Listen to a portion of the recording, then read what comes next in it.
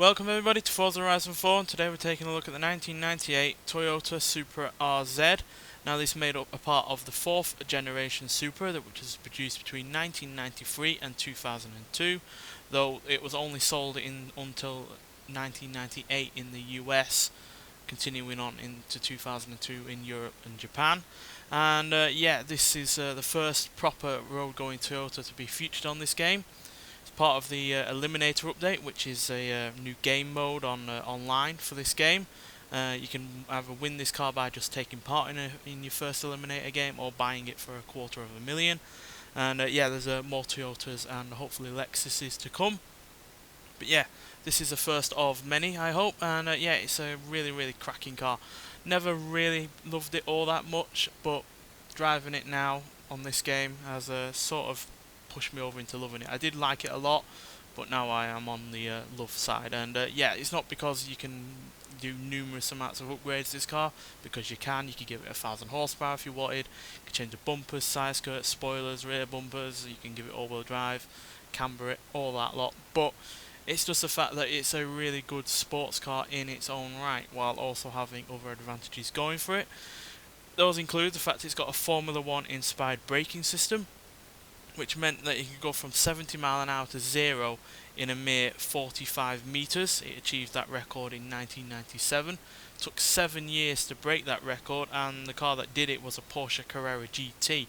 Now, not only was that car worth far more than this car, even now this car is nowhere near worth as much as that Carrera GT, but even so, and the fact that that is obviously a hypercar with way more horsepower and way more technology in it, that only managed it in 44 meters, so it only had a meter over this, fairly standard kind of a sports coupe, which is incredible. And yeah, it really does show how much engineering was put into this car. But outside of engineering, practicality wise, it's pretty damn good. It's got Recaro seats to keep you all bolstered in, and yeah, the interior is nothing special. It's really rather quite bland in a lot of ways. As you can see, it's purely all black, and it does look really rather dull, but yeah, there's all the equipment you could ever expect, and I like the fact that the buttons are cambered over towards you, the driver. Got a 6-speed manual, though a 5-speed manual and a 4-speed automatic were also available. And yeah, it's a driver's interior. It's not meant to distract you or wow you. It's just meant to be there and functional. But you've also got rear seats, which I doubt are very comfortable for an adult, but for children or smaller people it will be pretty damn good. And it's even got a decent sized boot. Now it looks smaller than it is, but that's just because it has a cover there to cover any of your valuables when it's left alone, because obviously it's got quite a glass orientated rear end there. But yeah, it's also got a really good engine, as anyone who knows this car knows what this engine is. It's a 3-litre twin turbocharged inline 6 engine producing 320 horsepower and 315 pounds-feet of torque.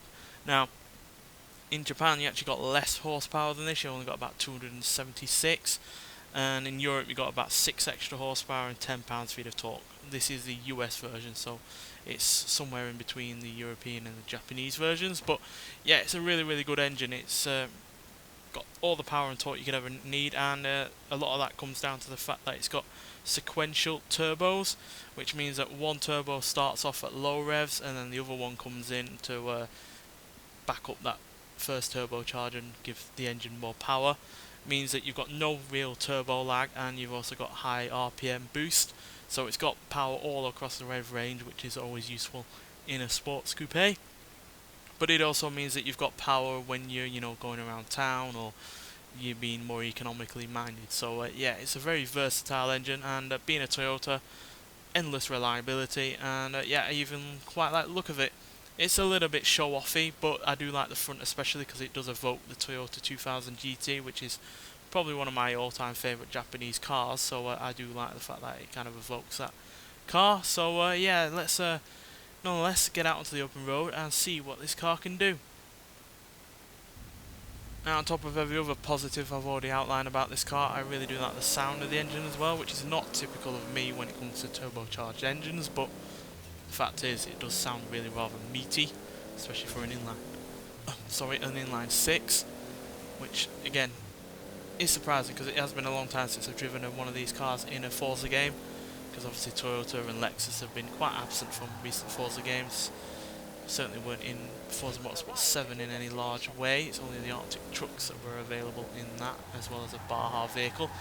But yeah, I'm really glad that they've chosen this car to be the first of many Toyotas and Lexuses to come to this game, as it's, yeah, got no real downside to it whatsoever. It's endlessly tunable, endlessly customizable. There's numerous bumpers and spoilers to choose from, and yeah, you can also use this engine in stock form or use it as a versatile engine that it is, and upgrade it, like I said, to around 1,000 horsepower, which a lot of people who buy Supras do. But I really appreciate this car in its stock form, quite frankly, and I know most people do upgrade such a car in real life, and there's very few out there that are actually in stock form these days, which means they go for a hefty price because, yeah, like I said, most Supras have been, you know, modified and to the point where, you know, it'd probably be quite pricey to reverse those modifications. So yeah, to find a stock version out there is quite rare, but I personally would go for a stock version because there's really nothing wrong with it. It's quick, it handles really well, like I said earlier, it's got great brakes, especially for a late 90s vehicle, and yeah, sounds good in the process as well. There's no real downside to owning this car whatsoever, really. And even in terms of acceleration, it's pretty good, especially compared to, you know, far more expensive supercars from the period.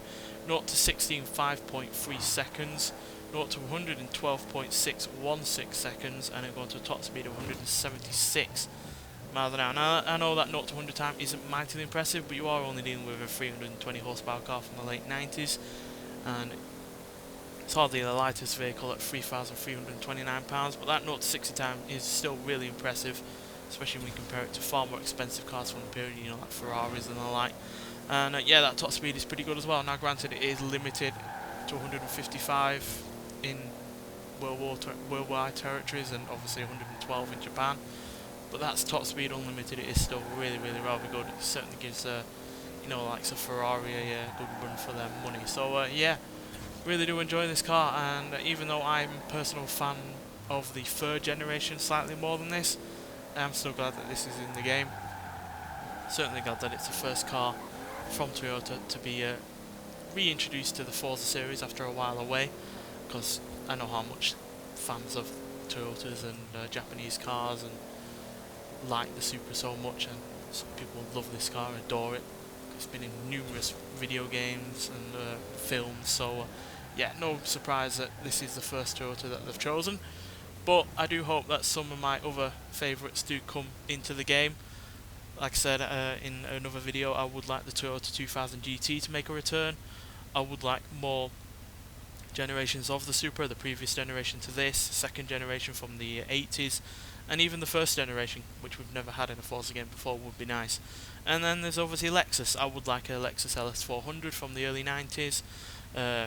LFA hopefully will make a return, and newer Lexuses as well, like the RCF would be a really nice car to drive in this game, I imagine. So yeah, I am hopeful that there will be more Toyotas that I enjoy, and as well as Lexus cars that come into this game.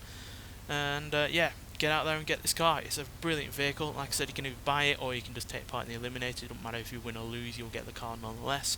And yeah, thanks for watching, and I'll see you in the next one. Bye.